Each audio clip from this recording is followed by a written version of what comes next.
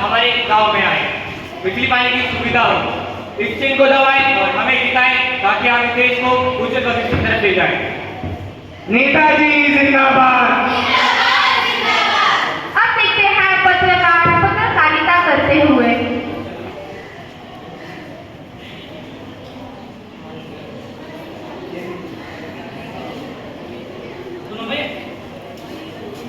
नमस्कार दोस्तों, मैं धर्मेंद्र ढाका न्यूज से, आप देख रहे हैं ढाका न्यूज। तो चलिए आज चुनाव के माहौल में लोगों से पूछा जाए कि उनका पार्टी के बारे में क्या मानना है, क्या कहना है।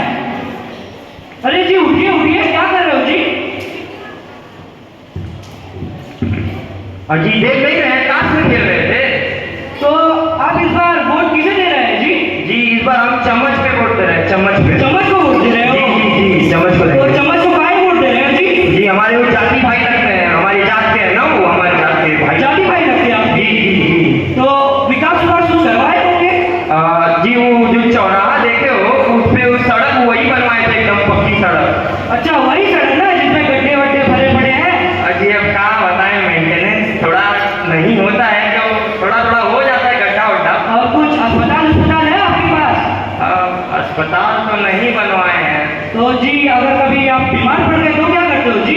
जी हम मैनेज कर लेते हैं, कोई शहर वहर जाता है तो दवाई ववाई मंगवा लेते हैं उनसे। देखिए दोस्तों, यहाँ की जनता ही ऐसी है, अब इनको भी कुछ बोला नहीं जा सकता। एक पार्टी किसी भी विचित्र इंसान को कैंडिडेट बना देती है। चलिए दूसरे से पूछा जाए। अरे भाई इधर आओ इधर आओ। तो आपके हिसाब से एक पार्टी में क्या होना चाहिए? हमारे हिसाब से पार्टी में मुर्गा होना चाहिए और वो सब होनी चाहिए। अरे हम फूड पार्टी की बात कर रहे हैं, हम चुनाव वाला पार्टी का बात कर रहे हैं। बस सही में यहाँ की जनता ही मजबूत है एकदम। चलिए अब देखते हैं मतदान पे चर्चा।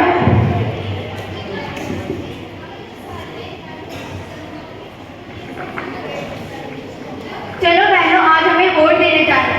नहीं मुझे नहीं जाना, मेरे एक वोट से क्या ही बदल जाएगा।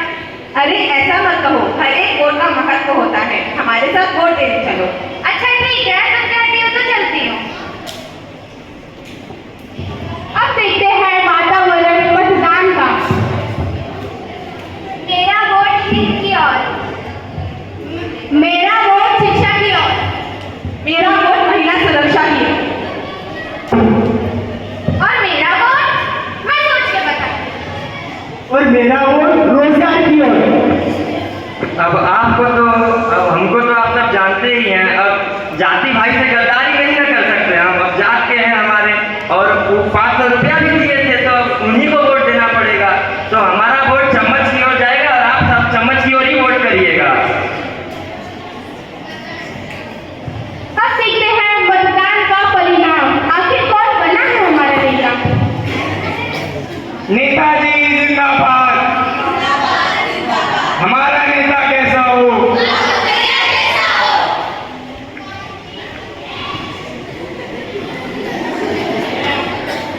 मेरे प्यारे भाइयों और उनकी बहनों, तो जैसा मैंने कहा था, इस साल भी हमारी ही पार्टी जीती। मुझे आप सब पे पूरा ही भरोसा था और मेरे जाति भाइयों पे।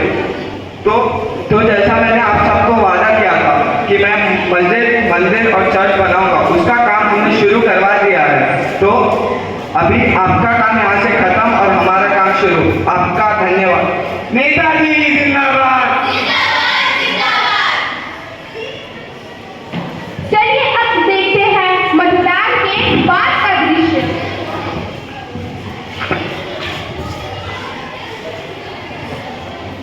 और बहन, तूने किसे वोट दिया था? मुझे तो सभी विरोध करते हैं, इसीलिए मैं नोटा दबाई। अरे यार तू नोटा दबाई, इससे अच्छा तो चाहती ही नहीं। मेरे भी पास वोटर आईडी है, मेरा भी अधिकार है वोट करने का। हमारे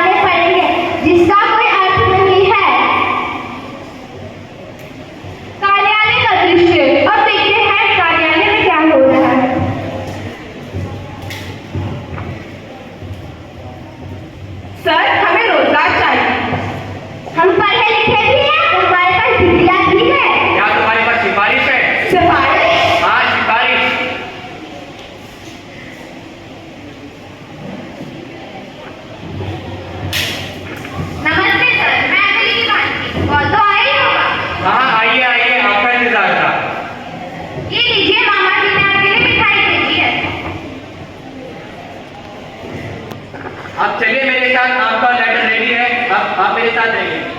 अब मैनेजर मुझसे बात कीजिए। अरे ये क्या था?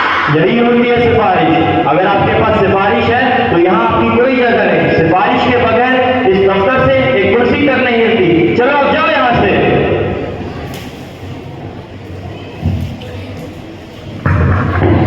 ये क्या हो रहा है हमारे देश में?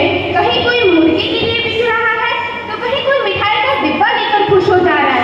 ये हमारे लोकतंत्र के लिए खतरनाक है, हमारी मानवता पे कलंक है। ये अपना बहुमूल्य मत चंद पैसों के लिए बेच देते हैं। सोचिए इनका जमीन कितना गिर चुका है। मेरी आप सभी सहयोगियों से यह विनती है कि जब आपकी बारी आए वोट देने की तो आप सोच समझकर सही उम्मीदवार को वोट करें और अपना भविष्य उज्जवल बनाएं।